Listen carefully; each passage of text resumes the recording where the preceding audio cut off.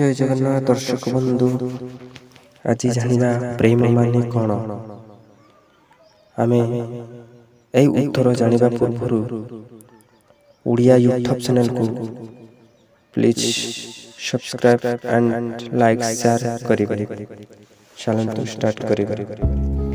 ପ୍ରେମ ଶବ୍ଦଟି ଶୁଣିଲେ ମଣିଷ କେବଳ ସେହି ଇନ୍ଦ୍ରିୟ ଶକ୍ତି ଜନିତ ଦୈନିକ ସୁଖ ଲାଳସା ପ୍ରସ୍ତୁତ ପ୍ରେମକୁ ହିଁ ବୁଝାଇଥାଏ, କିନ୍ତୁ ପ୍ରକୃତରେ ତାହା ପ୍ରେମ ନାମରେ ଯୋଗ୍ୟ ନୁହେଁ।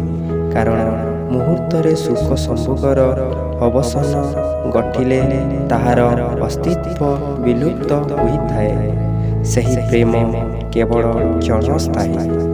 ମାତ୍ର ଯେଉଁ ପ୍ରେମ ମଣିଷ ହୃଦୟରେ ଶାଶ୍ୱତ ଅନୁଚିନ୍ତା ଜାଗ୍ରତ କରେ, ଜୀବନ ଶୃଙ୍ଖଳିତ ମାର୍ଗରେ ପରିଚାଳିତ କରେ, ଯାହାର ଅବଶୋଷ ନାହିଁ, ଯାହା ମଣିଷ ହୃଦୟକୁ ଉଚ୍ଚ ନୀଚ ସଂକୀର୍ଣ୍ଣ ବନ୍ଦିରୁ ଦୂରୀଭୂତ କରେ, ସ୍ୱାର୍ଥ ବିବର୍ଜିତ କରେ, ଆତ୍ମ ବିସ୍ମୃତ କରେ, ତାହା ହିଁ ପ୍ରକୃତ ପ୍ରେମ।